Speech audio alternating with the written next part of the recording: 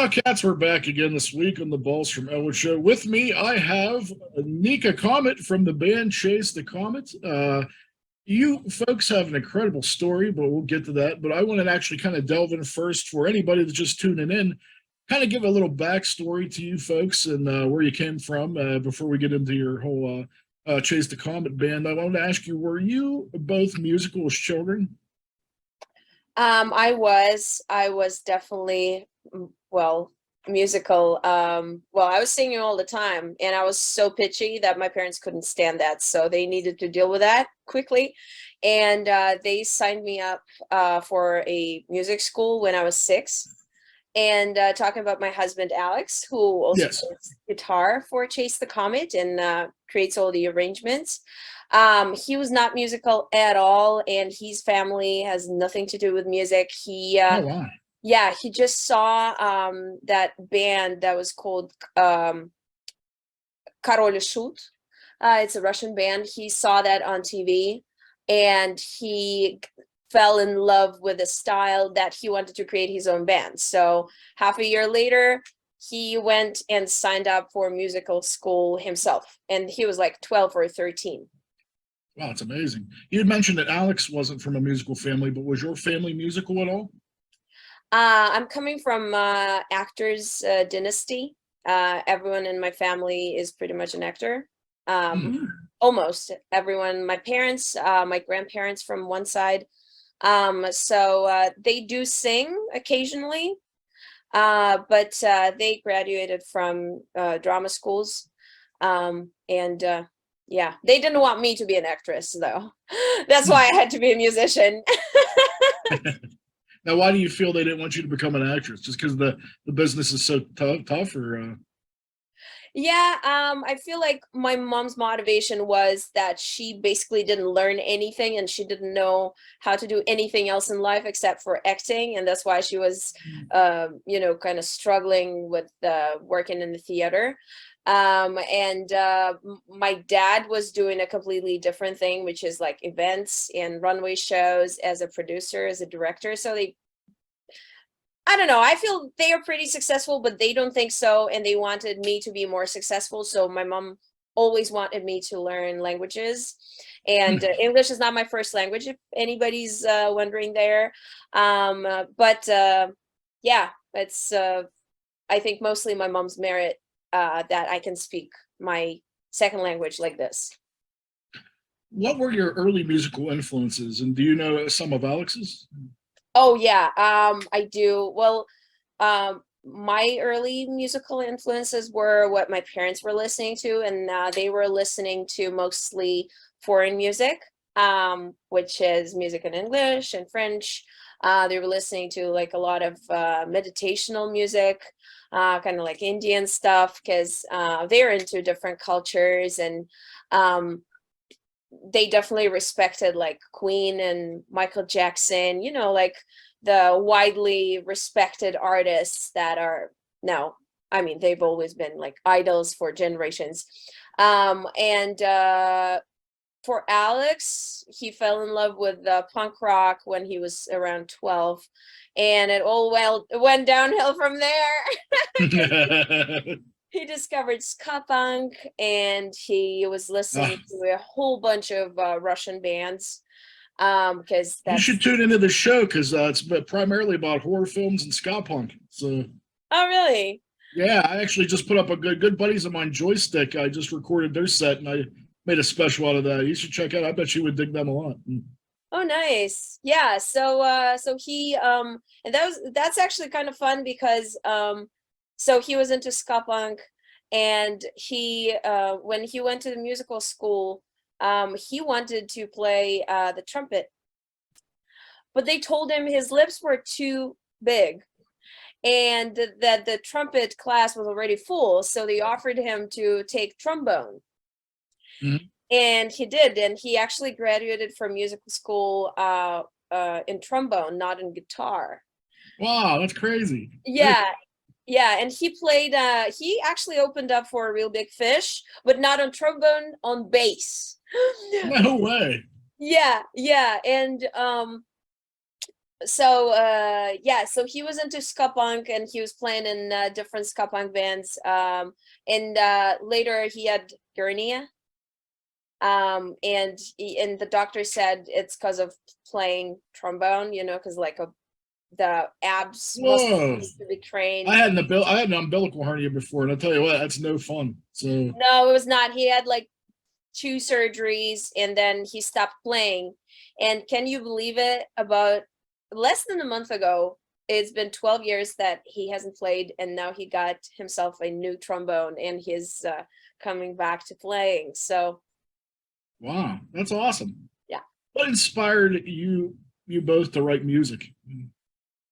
Well, for me, I've always been singing, and I love doing that like more than anything, and that's why I consider myself not being good at any musical instrument. I play a little bit of guitar, I play the piano when I need to write songs. But my jam is singing. That's what I'm good at, and that's what I always love doing. And I was always mimicking like Celine Dion, and Whitney Houston and all those great singers. I was never into band culture, honestly. And then when I was 15, um, so one of my friends, he fell in love with me singing the Little Mermaid song from the Disney movie. And he also heard me singing the Celine Dion song from the Titanic. Titanic. My heart will go on. Yep. And he was also playing in a band. And he said, and they were looking for a female vocalist because that was one of Alex's influences. So my friend recommended me to them, and I was like, okay, whatever. I'll just come over there. And I already considered myself, a pretty good artist because I was performing at like big venues with my mom, and I was touring in like actors programs, like performing with, I was basically singing and my mom was doing like acting, and we had like those little performances that we were doing at like private events and at some like actors events and stuff like that. So she was like taking me everywhere. So I've been on stage since I was like 6, and before that I'd been touring with my choir, and we were touring internationally as well. And then they invited me to like audition for the band, and I'm coming there, I'm like, now who's who here, And I'm 15 and they're 14. They were younger than me, 1 year younger. And so I auditioned for the band. Obviously, they're all blown away. And I'm like, I'm not sure I really want to spend my time on that. And then Alex wrote this song that made me stay in a band because I just fell in love with that song. And I'm like, okay, you know what? That might be fun. And then, we started hanging out together. And in the beginning, I was not writing any songs. I was just singing what Alex would write. And later, at some point, I think the first song that I actually, like the official song that I actually wrote, was the translation of his song. And you can find it on streaming platforms. It's called "It Is Your Time to Live." And it's funny, you can actually also hear the little flaws in my pronunciation because it was recorded back in 2008. The song is called "It Is Your Time to Live." And since in Russian language, which is my first language, there's not too many difference between I and E, I actually sing "It Is Your Time to Leave." I was going to ask you that. Like, what are some of like the nuances that was hard to get used to coming from Russia to here? Is there things that it took you a while to get used to? Ever like customs, like American customs? Yeah, mentality is very different. And I've always been that person who like considered themselves, more of like a Western mentality. And my parents are like this. My grandma speaks French. She travels a lot. So, I come from that type of family that we're citizens of the world. We respect everybody. We're very like wide-minded, as a different word from being narrow-minded. And for us, it's always been like let's go explore. And that's why the goal was to come and, and learn and kind of adapt best things from the American mentality and keep the good things from our mentality and get rid of the, bad stuff.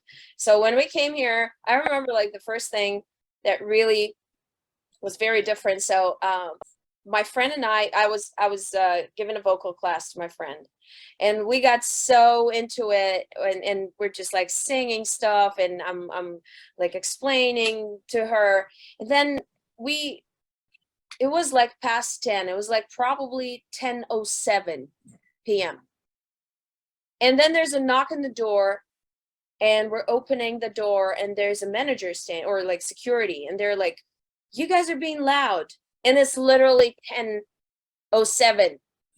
And we're like, "For real?"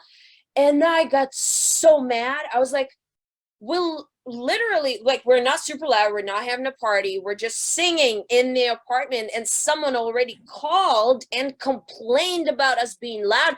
And that surprised me so much. I was like, how low is this? Like, why don't these people come to us and say it in my face, man? I come from that mentality. Like, if you have a problem, come and say it in my face, But here, 5 years later, my neighbors are having a super loud party. I'm waking up, and it takes a lot of noise to wake me up because I sleep like a dead person.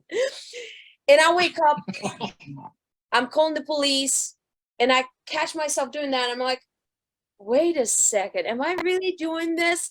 And then I understand that, okay, I don't want to have trouble with my neighbors. They're probably, very tipsy, if not like completely stoned and like drunk.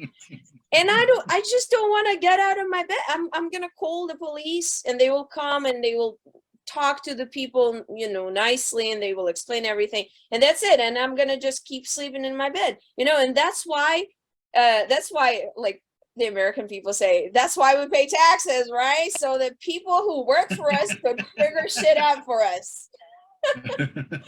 Right? Apartment living's hard, man. I lived in a few, and I had some neighbors just like you. And I would get home late from working, and I would just go in the refrigerator to get something, and they'd be banging on the ceiling, and I'm like, seriously? Yeah. Yeah. But I wanted to go back. I wanted to actually ask you. I'd read that you and Alex were high school sweethearts. How did you two meet, fall in love, and is that how your first band, The Sun, came to fruition? Is that how you started a band with Alex? Well, The Sun was actually that band that they invited me to. So Oh, when that happened, yeah. So basically what happened was, so we were in the same school, and Alex and our bassist, they were a year younger than me. So they were in the 9th grade, and I was in the 10th grade. So 10th and 11th grade are considered high school, but the educational system in Eastern European countries is different. So we all stay in the same building. We don't go to other buildings. oh, that's good. Yeah, that's wild. Yeah, and we, like, if you don't change classes, if you don't go to other school, you also stay with the same people for 10 years. Oh, that sounds awful. Well, that If actually, you don't get along with everybody, that would be like a living hell. yeah, that's why people change classes in schools if they don't. But at the same time, that allows you to build friendships for life. If you stay with the same people for 10 years, like I spent my first 9 years with the same people, and then I moved to Moscow. What if you don't like people? I mean, yeah, you go to another school or to another class. Yep. It's hard maintaining a relationship when you're in a rock band together. I mean, do you two ever have time for yourself to actually just dedicate to your relationship? Or are you always thinking about music and creating? And I mean, is there ever a time where you can actually just put that on hold? Yeah, of course. I mean, we try to, to be disciplined, and, that also came with years, to being disciplined. But yeah, initially, and coming back to the previous question, so when I first got into the band, I started singing with them, and also half of a year later, Alex and I started dating. Well, I mean, that was inevitable. two creative people, like the best of their group, eventually end up together. So we started dating, and we dated for 2 months, and then we horribly broke up, like horribly. Oh wow. Yeah, and of course, when you're 15, the only way of solving problems, is like being a maximalist, being like, you know what? I'm done with you in this fucking band. So that's pretty much what I said. Yeah. And then he said, yeah, well, good riddance, So for a while we were just like, on the spikes. And then eventually we figured out, okay, well, if we want to play music, we'd better stick together. So it's okay. And so we kept playing music together. We finally found a way to figure it out. And then the next 3 years we were just playing shows. He was dating some like girls who were fans of ours. I was dating some guys, and then so on. And then 3 years later, it all came back to where it started. We figured out that it was, meant to be. And yeah, and we were 18 by that moment. And I think that's actually amazing that we had a chance to like date other people too, because now that we've been together for 14 years, and we've been together since 18, a lot of things have changed, right? So the fact that we actually got to date other people, deal with their shit, and realize that it's better to deal with each other's shit, since we have to do that anyway, because we're in a band together. I love hearing love stories like that. Like, I mean, because especially it seems like today's day and age, nobody ever stays together. Everybody breaks up. So hearing a successful love story, especially in a rock band, is so refreshing. I love it. I just love hearing that. But let me ask you this: I was reading that you were part of an American Idol type show. Is that right? Yeah. And how did that? What was that like? Is that what came from that? Is that how you became My Rock Band? No, actually, so the thing with the Sun, I don't know how that happened, and you mentioned it, and thank you so much for doing your research. I really appreciate that.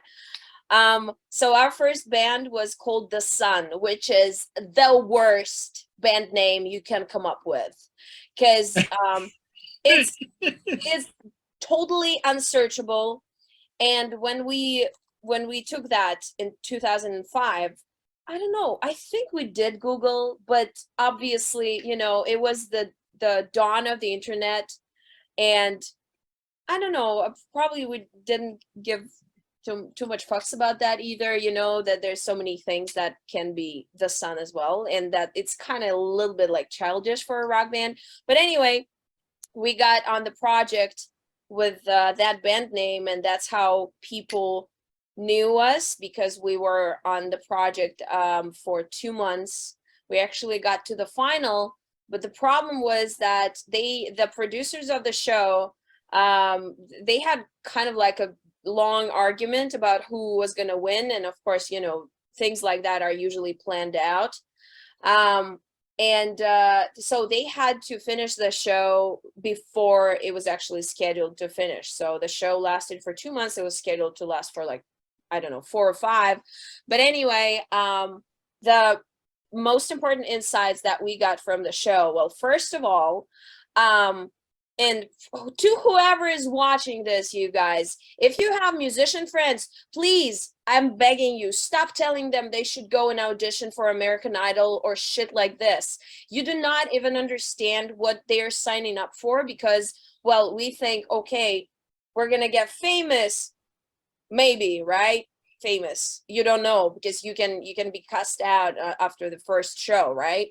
But what you're signing before you even start, you're signing a horrible contract that gives you like, I remember I signed a contract, it was like 5% of all my earnings just go to me. The rest goes to the producers.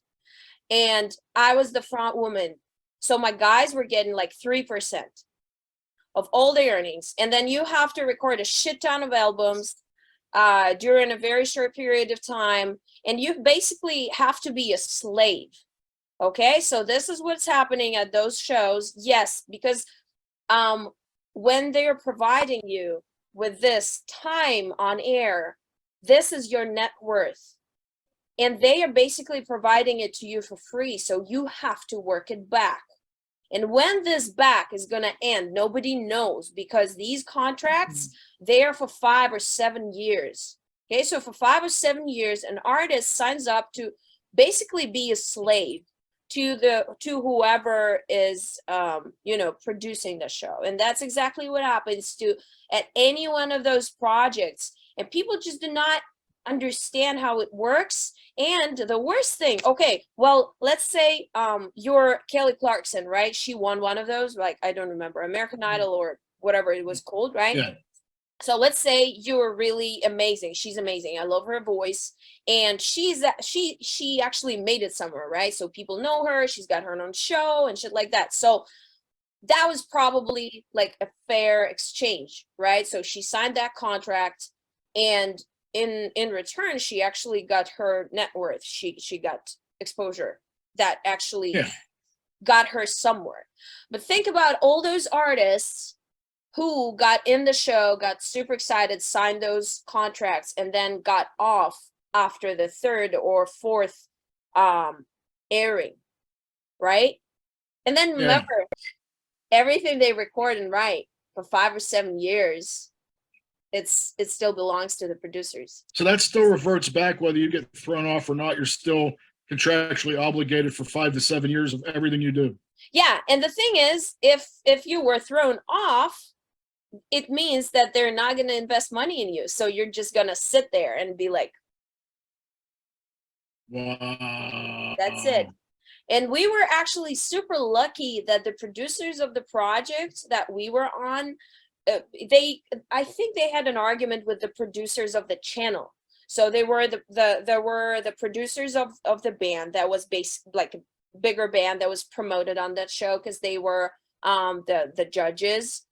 And then there was the channel producers. They somehow got into a fight. I don't know the nitty gritty, but so they ended the show, and somehow like it fell apart.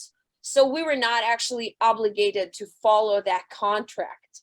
And nobody came to us, since we didn't really make much money, nobody came to us to claim those songs that we wrote after the project. So we were releasing albums, but we were doing it independently, so nobody really cared, but here in America, they won't let you go, and they won't let you release anything. And that's what happens with some artists. And again, if you read some books about like how the music industry works, and maybe watched some movies, like there's that famous movie that 30 Seconds to Mars made, The Artifact, about how they had a lawsuit with Virgin Records. And there's plenty of stories like that. Like, if you get signed to a label, there's a very high chance that you can be just put on a shelf because they have an artist that is in your niche and that is more successful, and they just want to get you out of the way as a competitor. So they will invest money into your album. You will record everything, and then you will come to them and you will ask, hey, when is my album going to come out? And they're going to say, maybe spring, because right now we've got Katy Perry and you guys sound alike. That's why we signed you in the first place. But their thought is, okay, you sound like Katy Perry, you're a potential competitor. So we're going to sign you and we're going to keep you in. We're not going to release you. We're not going to invest money. Pretty much putting you in a holding pattern until they see fit. Yeah, and you can't do anything with that music, and you still owe the label, the money that they gave you to record your stuff, which is a lot usually, So that's why when people come to me, and like this happens so many times, and I try to be nice. You see, I'm a nice person and I never want to offend people, and I understand when they give me advice, and this is, first of all, this is unsolicited advice, because obviously, if you're a builder, you're not going to ask a singer how to build, stuff, right? So when people of other professions come to me and they try to give me advice, I appreciate their intent. Like, they think I'm talented and they wish me all the best, but please, please, please do not try to give people advice in a field where you don't understand shit. Stay in your lane. Stay in your lane. Yeah, pretty much. Wow, this has been eye opening. I can't even. Wow, that's just amazing. This wow. Well, let's talk about something a little happier now. Okay, now that we know the intricate workings of the snaky like music companies, music business. Yeah. It's just terrible that they take advantage of people they got to begin with. I mean, even streaming sites like Spotify. Just I have so many friends that are in bands that they talk about how they take advantage of their music. I mean, they take their music and they don't even pretty much pay them at all, or they'll pay them pennies on a dollar. So I mean, across the board, the music industry has always been a corrupt and horrible thing, and it's just it's nice to know that it hasn't gotten any better. But let me ask you this: whenever when was that one moment, that one moment that stands out in your singing career that was like the moment where you were chasing the dragon, the definitive moment where you're like, hey, I made it. This is what I want to do for the rest of my life. This is how I want to try to make a living. Is there one moment in your mind that stands out of that moment? Maybe not one, but it happens every once in a while.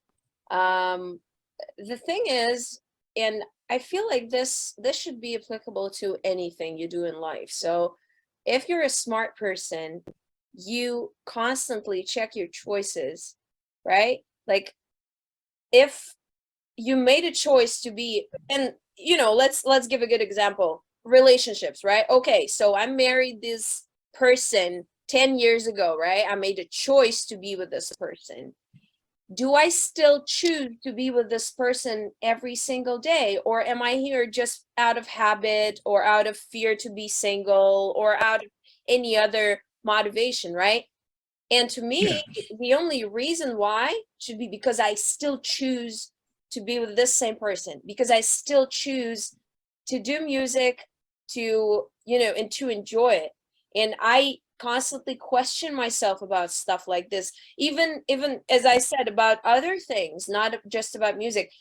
And then this realization that after all these years, oh my God, I'm gonna cry right now. Look at me.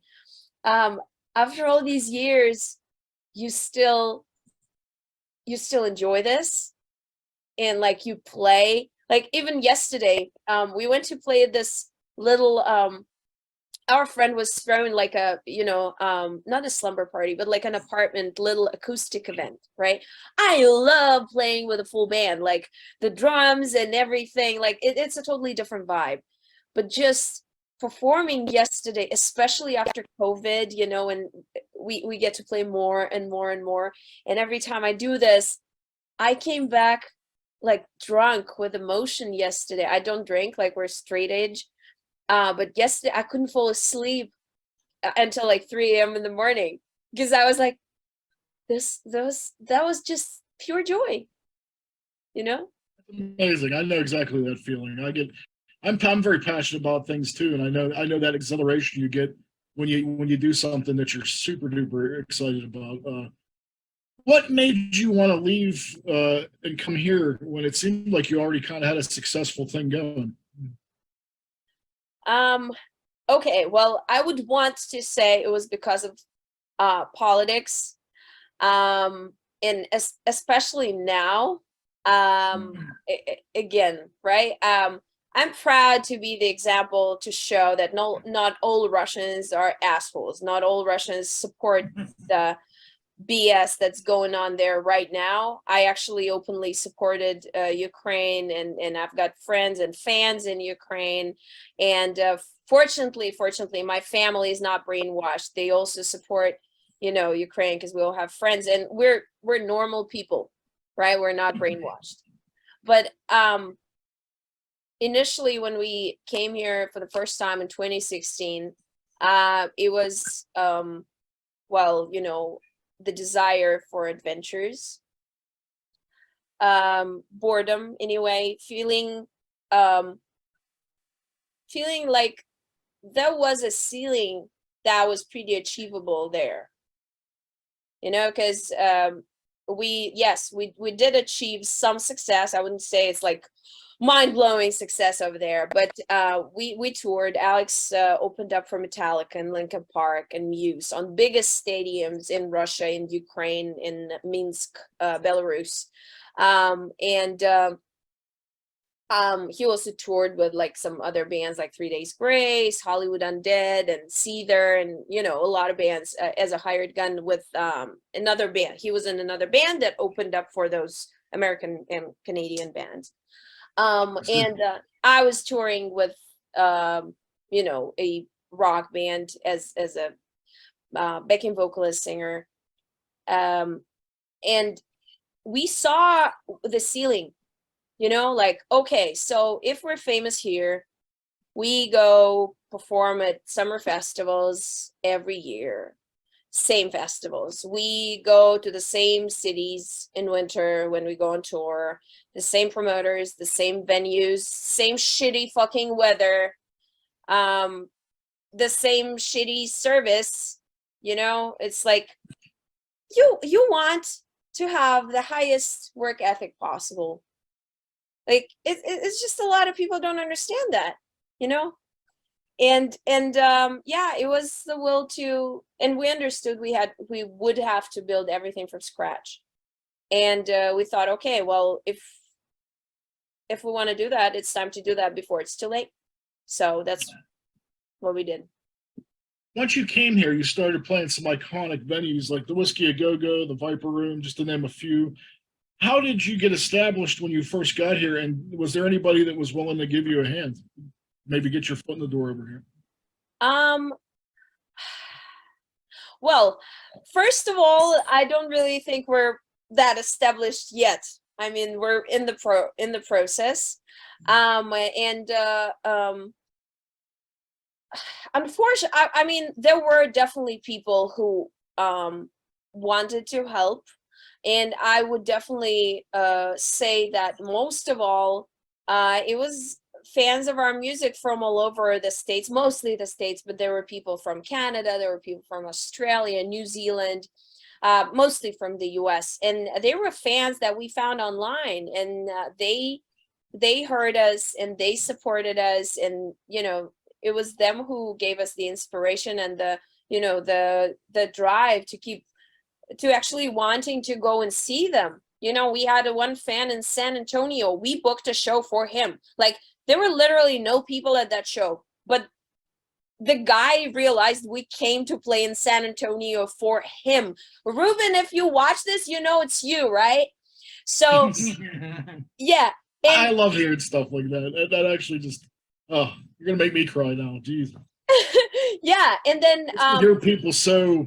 It's not about bullshit money or any of that. It's just all about, you know, the passion. And it just, thank you. Yeah, we just wanted to play. We wanted to tour America. I mean, come on. Like, if there's bands who sit in their towns for years, like, dude, you're not going to get exposure by sitting in your town, in your hometown, right?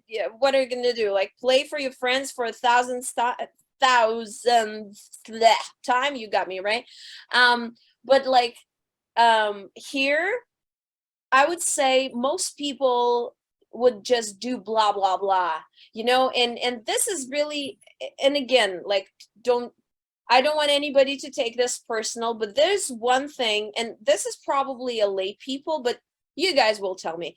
So anyway, we noticed this trait that people would offer you help, not even help. They would say, oh, you know what? I'll hook you up with this guy. I know a guy who works at like blah, blah, blah, blah, blah. I'll hook you up with him. You're like, oh, really? That's awesome. You didn't ask for that, right? They just offered it. And you're like, oh, that would be amazing. So like, how can I reach out to you and say, oh, yeah, add me on Facebook, blah, blah, blah. So you're adding them on Facebook. 2 days later, you're reaching out, following up, you know, like, hey, you mentioned you know this guy, like, can I get a contact? Silence. And you're like, what did I do wrong? I didn't even ask for this. You offered it yourself. And a lot of people think that if they offered something, it's like they already did it. It's like, oh, Ooh, and they feel good about themselves. Like, hey, you know what? I feel important because I know this guy, and now you know that I know this guy, and I can potentially help you, but they never follow through. And this is a very LA thing. I don't know. Tell me if this is, if this happens to you guys. I don't know. It's like, is it a thing in America? Yeah, unfortunately, the trend in America is people pretty much are all lip service and all talk and no action. When you I do, love that expression. you do find those people that actually really do, and it makes them all the more, appreciative because, like, there is very many people like to just bullshit. So then, when there is them actual people that really do fall through in the word, it kind of gives you a new hope in humanity because there isn't many. But unfortunately, I wish I had better news for you, but it sounds like it's pretty much the same here. So.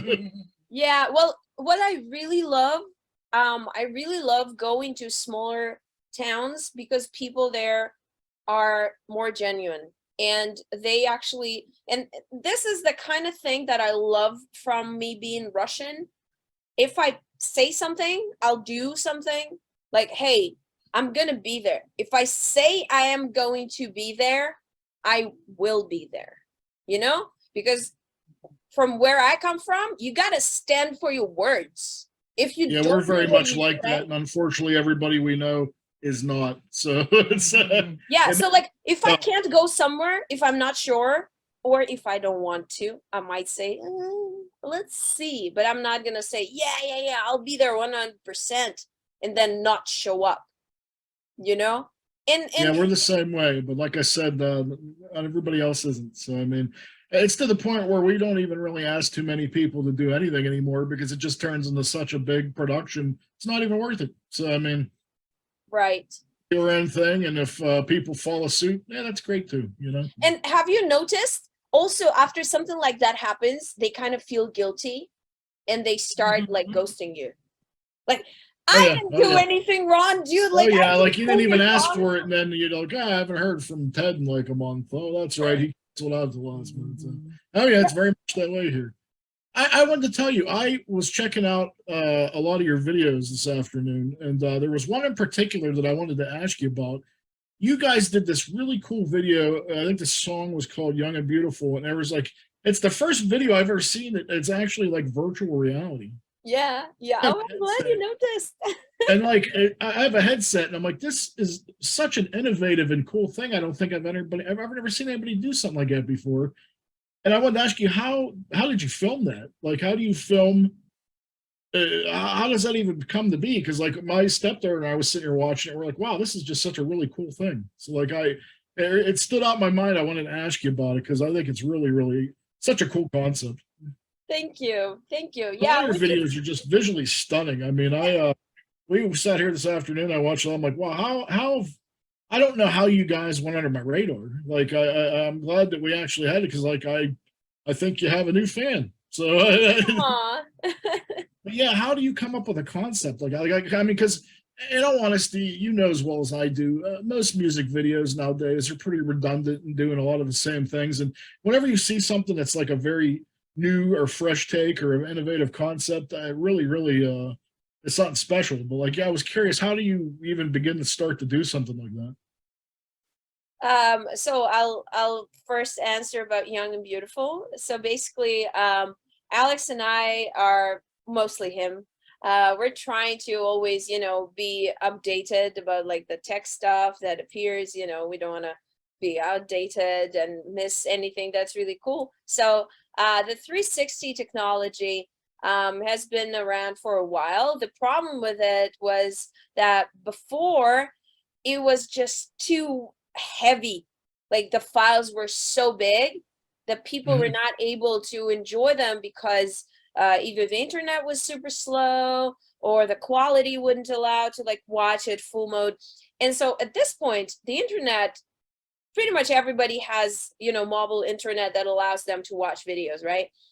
Yeah. And so this new camera came out, GoPro Fusion, which allows you to film in 360, and it does that by having two cameras on both sides of the device. It's like this big, and there's two cameras on both sides, and they're like angled, like fisheye kind of thing. So each camera takes 180 like that.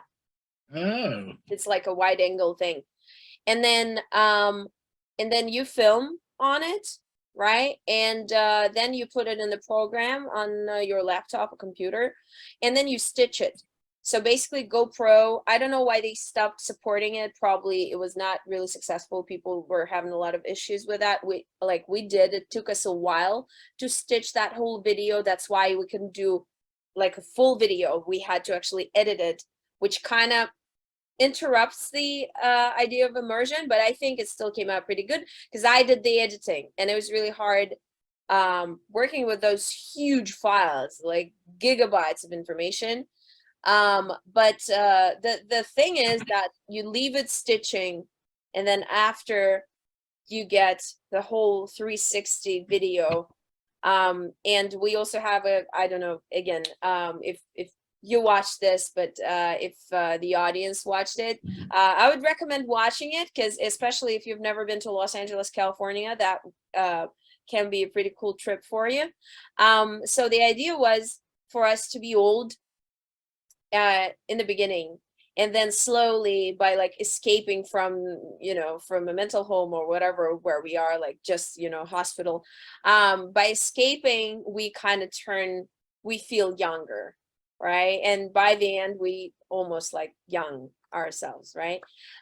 So the difficulty was that we had to film everything twice, because first we had to be our actual selves, like the younger versions, and then we had to do this special effects makeup that was also very expensive, and we already bought a camera for $300. We couldn't afford to spend another $300 for the makeup, so we were very limited in our because we had to use the prosthetic. We wanted to be super old, but yeah, we had to do the special effects makeup, and then we had to do the whole shoot again as our young selves after.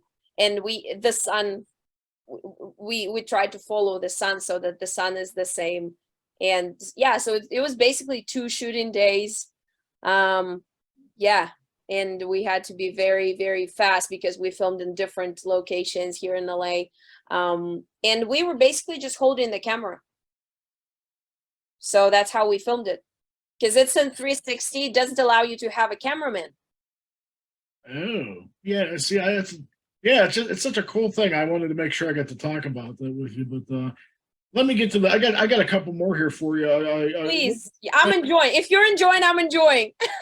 Oh, good. I just don't want to keep you all night long. But Oh yeah, no, I love talking. You can probably tell that, right? Well, that's great, because I have time. I like questioning. So I got about I got about another 8 for you then. How's that? What's the biggest difference between your audience in Russia and your audience in America? Is there a difference? The audience in America buys merch. Like, for real. And I've already said that multiple times. That's why I want to be here. You guys here are amazing, because if you see an independent artist, or let's go, wider, an independent business, you want to support it monetarily. And you can't even imagine how important that is. And I don't want to say anything bad about our Russian fans, but I'll tell you this. So we played a sold out show in Moscow before we left. It was like around 80 people. And most of them were our friends. And statistically, I think only like around 10 people, and I'm telling you again, most of them were our friends. Like, they knew us, they hadn't seen us for 6 years. Only like around 10 people out of 80 came to buy merch. There were people like that. Yeah, I mean, they wanted to support, and they came.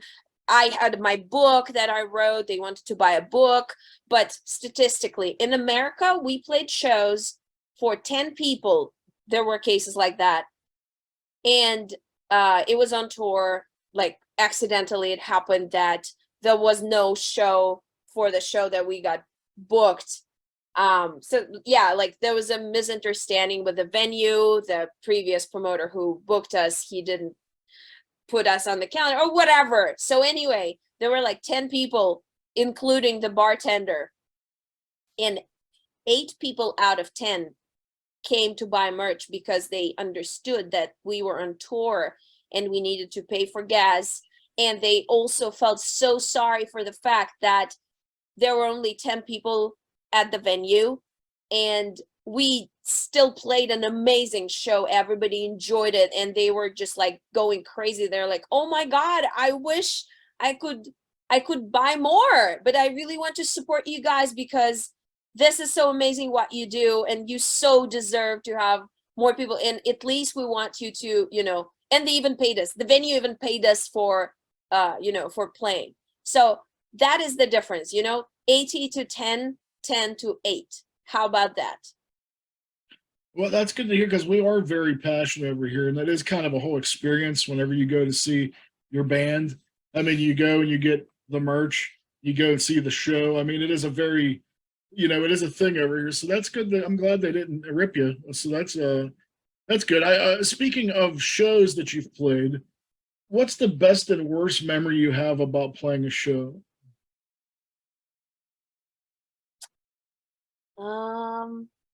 Have you ever witnessed anything like absolutely insane? That's a yes. I don't know, because I'm trying to think about both. I definitely have some shows that I have stories about that I tell people about, like in a good way, like, hey, you know what? We played in Eureka, Northern California, and like at 1 a.m. in the morning, the bartender, there was a bar fight starting, and he hit the bottle on the bar counter, and with that, we call it the rose, like a broken bottle that you can hit people with. He said, "Everyone, get out!" Yeah. Jesus. Yeah, and I mean, there were some like fun stories. Once after like a show in Amarillo, there was also a bar fight. But I have to say that in Eureka and Amarillo, those were the cities where we made most on merch. So we love coming to places like this. Yeah, like I mean, people are passionate about stuff there. That's why they get into fights, right? But worst shows, okay, I have one. So back in 2007, I was very unconfident. I hated looking at myself on the video. I had some extra weight problems. Not that I don't have them now, but I just don't care now. At that moment, I did care because I was 18 years old, and 18 years old is a very fragile age. So anyway, the first time we got on TV was with the band, and it was completely uncomfortable for me. Like, I was on stage, I couldn't relax. I didn't hear shit. I was not even sure I'm in the right key.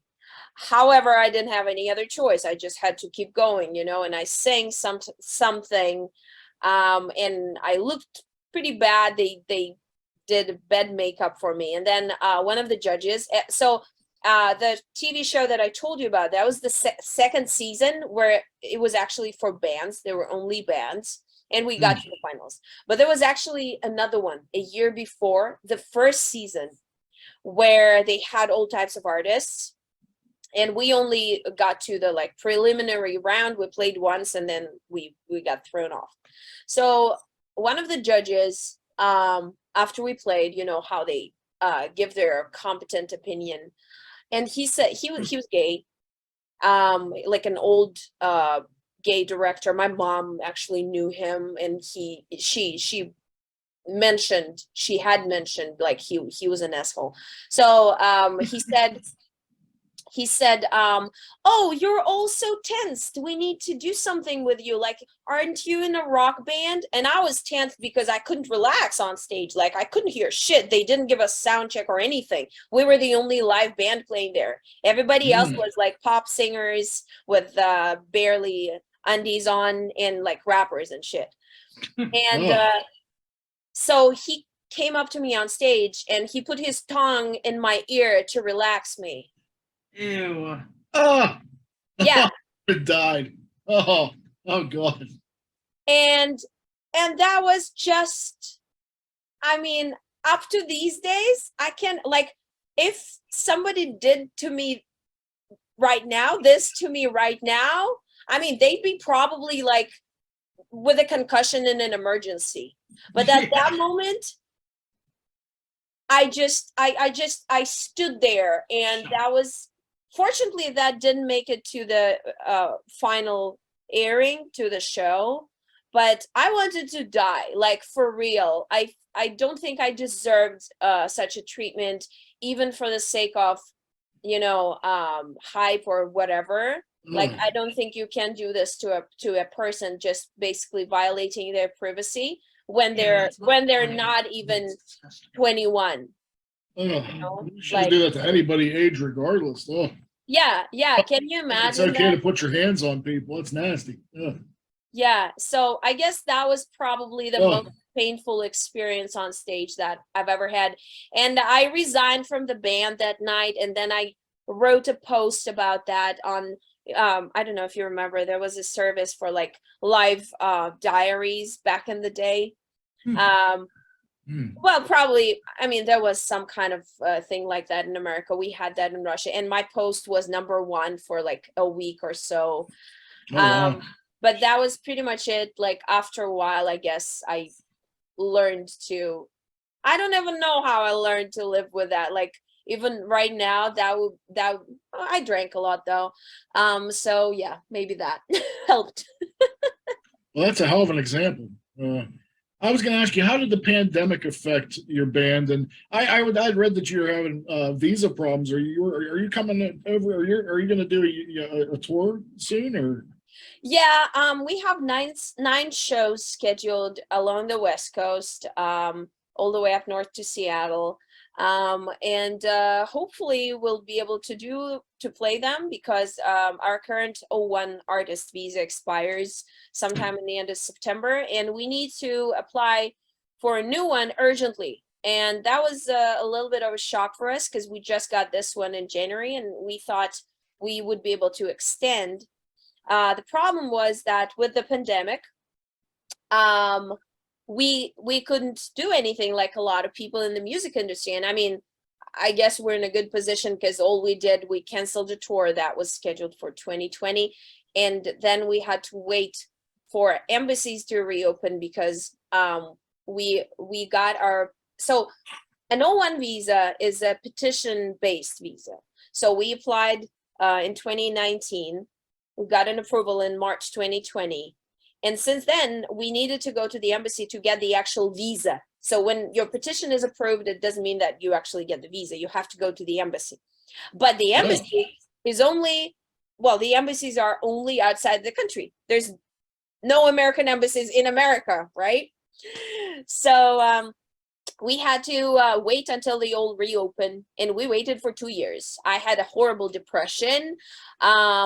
No motivation to do anything. I injured my knee last year pretty bad. Eventually I had to have a surgery, and that also happened because I mean, who didn't gain quarantine 15 during the pandemic, right? I gained quarantine 60, I think. So So I did too, you know, so no judgment.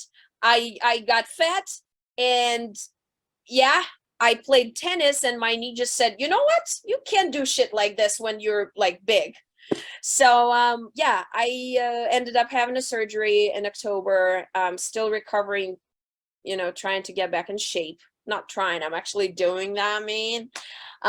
But I guess it's not as bad. I mean, it was mostly like, okay, this is another challenge that I will go through and get better, and now I will learn to survive in different circumstances. And the good thing is that I'm not the only one. Everybody's going through it.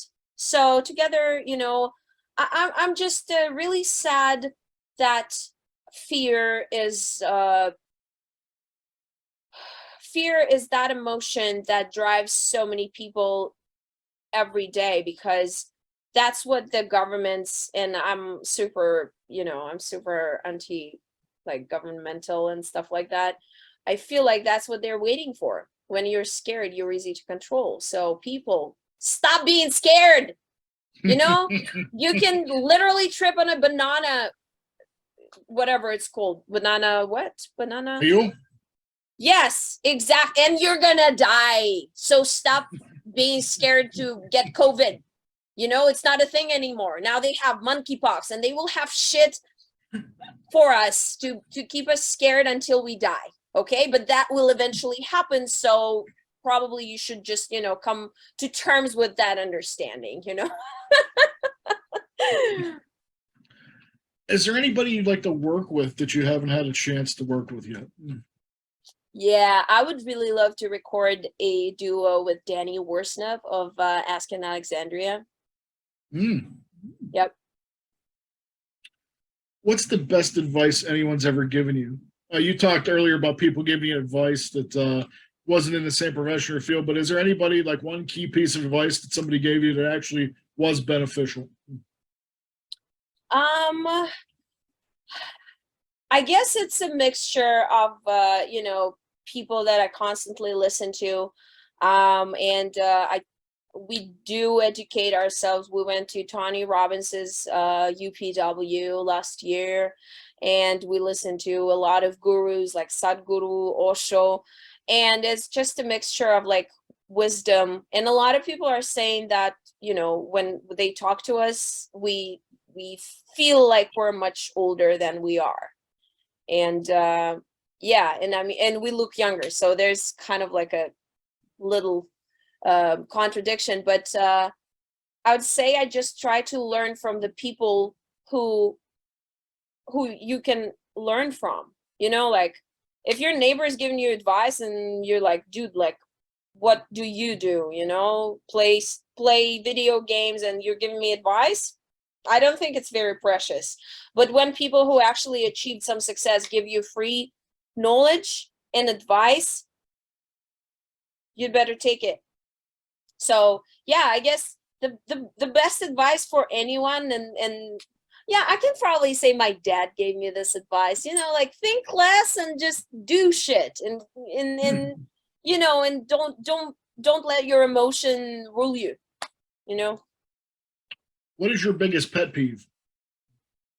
Pet peeve? What's that? Oh, there you go. There's an American. Oh, okay. There's an American statement. How would I explain this? Like annoyance, I guess. What's your biggest annoyance in society? Ooh, man, you're just pouring the pus out of me. Okay. I hate stupid people. Like, oh my God. We can start a religion. I just like, don't even get me started. Yeah, right. And that, like, in gen, I understand that, sometimes we all make mistakes, right? But like stupidity, and then the next thing is when people are slow. And I understand that's something that I can't, that I should be more tolerant with, because I know I'm fast. I'm like, I bump into corners and I speak fast and I have a lot of energy, right? And I'm loud, which people get annoyed by. But I hate when people are just like, yeah, I don't know, I'll probably, and then they take forever to, to go somewhere. Like they need 2 hours to pack their shit to go to the gym. I don't know. Or like, yeah, that really pisses me off. And then, yeah, I can't stand when people don't stand up to their words, right? Is that how I put it? Yes. Like, if you say you're gonna do shit, do shit. If you can't do that, don't promise, and then again, if you don't want to come to my show ever, why are you even friends with me in the first place? I'm all about my band. And I mean, this is like, why do I want to, I don't know, like people would be like, reaching out and they're like, yeah, that would be nice to like see each other, and then we never do. And I say, hey, you know what, I'm playing a show that night, you should come over if you want to hang out, you know, if you want to like talk and, you know, drink some non-alcoholic beer. And they never show up. Why do you even reach out to me? Like, why do you want to be friends with me, you know? You know, it's funny, like we were just talking a little bit ago, and the pandemic actually was beneficial in the fact that it made me see exactly people for what they are. All these, I've been friends with people for so long that just, you know, I didn't realize the caliber of their person. And now I see what kind of like douchebags they are. And so I kind of got to do a whole, you know, a cleanup, you know, and I got to actually see who's who and what's what. And, you know, it kind of feels good. So like, I mean, anybody that's racist, sexist, homophobic, anybody that is spreading or preaching hate, I got to just clean house and get them all the fuck out of my life. So I think that's you know, if there's one good thing that came from the pandemic, I would have to say it's that. So now I'm much more, yeah, I'd like to say I kind of learned from the whole experience, and I'm much more, you know, guarded as to who I actually make friends with. So I mean, that was a good thing. I mean, but let me ask you this. I got a couple fun ones for you before I let you go. If you got into a time machine and you was able to give little you some advice to help you when you get older, what would that be? Some advice from now to when I'm older. From when you were small, Oh. and you could give you could go back in the time machine and give little you some advice that would change your life. Okay, stop fooling around, get shit done. That's good. What do you think your life would be like had you not pursued music? I could definitely be a horse riding sportsman athlete, because I was doing dressage, and that was my passion. It's just my parents didn't think I was, you know, made to spend my life at the stables. So yeah, they, not that they didn't let me, but I don't know, we all get influenced by our parents. My parents were like, you at the stables, but like, you're so smart. I have a BA in linguistics, you know, and I'm like, I finished school with the silver medal for, you know, being an A grader. Yeah. And I don't know, that's what or another thing, if I hadn't met Alex, I would have probably gone to be an exchange student in either France or somewhere, like my university was offering exchange in France. I would have probably, you know, married a foreigner and moved somewhere. A lot of my fellow students did that. A lot of my friends moved to other countries. Actually, like most of my very good friends did that. I don't have a lot of friends left in Russia. A few good friends, but they are mostly like our friends, musicians. So yeah, everybody who had good education, you know, moved away from there. And there's a joke among us immigrants, you know, the last person who flies out of Russia, don't forget to turn off the light at the airport, because otherwise we'll have to pay bills. Yeah. Have you ever had writer's block when you're trying to create a song, and what did you do to get over that? Not really. I would just say there's different songs. There's songs that you write with inspiration. You feel like you want to write it and you're channeling, but then there's also songs that you actually have to think about. You have to put in the ideas, and sometimes we discuss with Alex, and then it's just the work. I mean, like sometimes you feel like you know, everything you do, it's easy, right? Some days you're just like, oh my God, how do I make myself do this for, you know, 10 more minutes? Same thing here. Like if you know you have to finish the song, or at least work on it, because sometimes you have a goal and you have to put yourself to it, you know. It doesn't come that easily. It doesn't always come that easily. So you tell yourself, okay, I'm gonna work on this for 5 minutes. And then sometimes you would work for more, or sometimes you'd be like, okay, 5 minutes, I did it. Good job, good job. And yeah, and you'll be done for the day. But then the next day, maybe you'll do 15 minutes. But sometimes it is the work that you have to do. And for me, again, as I said, English is not my first language. So I actually try my best to write the lyrics so that they're full of meaning, and so that they don't sound like a text written by a foreigner, like "we'll be forever together," and shit like that. And that's what, yeah, people are like, yeah, I write in English, but you want to put the meaning in there.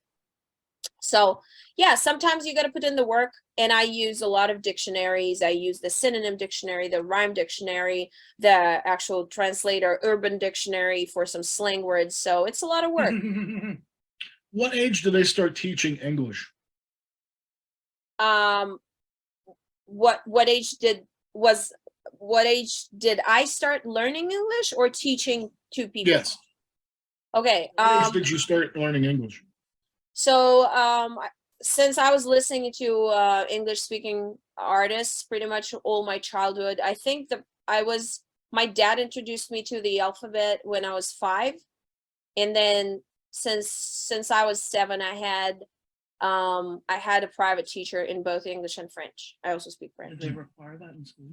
Is that a requirement in school, or is that just something that your parents decided would make your life a little easier? My parents, my mom specifically, because she doesn't speak any language. So the first time she went to France in 1990 and realized how horrible it is to not being able to speak, she decided that she needed to teach me languages like from my very childhood, even though they didn't have a lot of money. But usually in Russia, they start teaching English starting from the 1st grade, from 2nd sometimes. The thing is, the Russian educational system is made that way that they make you learn grammar for 10 years and you never actually learn to speak. So yeah. So you'd be like, yeah, you don't know what the difference is between 2nd conditional and 3rd conditional. Ay, shame on you. Like, really? Is there anything that you deem off limits to write a song about? Yeah, bullshit that people sing about nowadays, like bitches and money and, oh yeah, now I made it, suck my whatever. And, like that crap, man, so bad, so bad. Like I can't, What's one thing you can't live without? And you can't say music. Alex, Oh, not a thing as a person. What's some trends that are popular right now that you either don't like or don't understand? Coming back to the previous question, I don't understand where all this crappy ideas for songs come to these now popular performers. Like, where is the good stuff for the soul? Yeah, you got me too, because I'm very limited in what I listen to. I'm kind of stuck in a time warp. I still listen to all the same punk and ska, and like I like from the early 90s, and I like Motown and stuff like that. And but it's like, yeah, it's mumble rap. I don't get all this new modern stuff the kids are into. I guess we're sounding like curmudgeon-y old people, but I'm okay with it because I just don't get it. But like we love listening to the new music, getting some ideas, analyzing where it's moving just as an observer, without judging. But to me, it's the idea. It's like with every other piece of art, it's art if there is actually food for the soul, for the mind. But what I hear right now, a lot of things, not everything. And that's why I think music from the 80s is so popular nowadays, because of this. Because the new music is so egoist. You know what I mean? yes. It's not about expressing because you can't hold it in. It's because, ooh, I will bitch it. I mean, I'm not delusional. I No, understand no, you're absolutely right. rock bands back in the day, it was about girls. I get it. But it was still like, I can't hold it in. That's why I'm gonna get it out. And I'm not idealizing it. I understand there was always people who were singing about things that I don't consider appropriate singing about for myself. But I mean, that's why we're all different. That's why we all listen to different stuff, different music. For somebody it works, and I mean, it's just about like their level of consciousness, right? Well, by that rationale, it would make sense that why there's so many songs about love and being in love, because that's a passion thing that you can't hold in. So I mean, Right. it makes sense to me. Who would you pick to play you in a movie if they did a biopic about you? I would totally agree to this only if they did the same thing to me they did to Brad Pitt and Benjamin Button. Like, for real, dude, like nobody will do that better than me. I mean, come on. I gotta say, I gotta tell you, I got one last question for you. And how do you stay positive in this insane world today? Do you have any advice for my audience? Oh yeah. It's only discipline of mind. We go and train our bodies in gyms. Well, fortunately, most of the people came to understanding how important it is, right? Training your body regularly. The same thing, even more important, is what you do with your mind. And if you think about it from the point of view of evolution, our mind is much younger than our bodies. Our bodies have existed long before our consciousness grew to the point where it is today. And that is why you have this perfect mechanism in your skull that you have to train regularly. And even if you have a bad day, it doesn't mean that you can be just like, oh, whatever, this shit doesn't work, right? You don't do this at the gym. Even if you have a bad day at the gym, you still keep coming back, right? And that's the same thing that I do. I do priming, and that's the thing that Tony Robbins taught me, and a lot of other gurus, Joe Dispenza, Kejo, they're all pretty much saying about the same thing, right? If you read The Secret or watched the movie, it's all about the same thing. It's just, it is explained from different angles, right? And if you want to get rid of something that you don't want in your life, you should focus on exactly the opposite. If you keep focusing on what you don't want in your life, it's just going to be there, right? So I train my mind with priming. I do meditation every day with gratitude. 3 things I'm grateful for. 3 things to thrive, as Tony Robbins called them. So things that I want to attract in my life. And I'm also, well, some people call it prayer. I'm calling it sending good energy. So I'm reconnecting with the, with the world, with the space, and I'm sending good energy to the people I love, to the people I care about.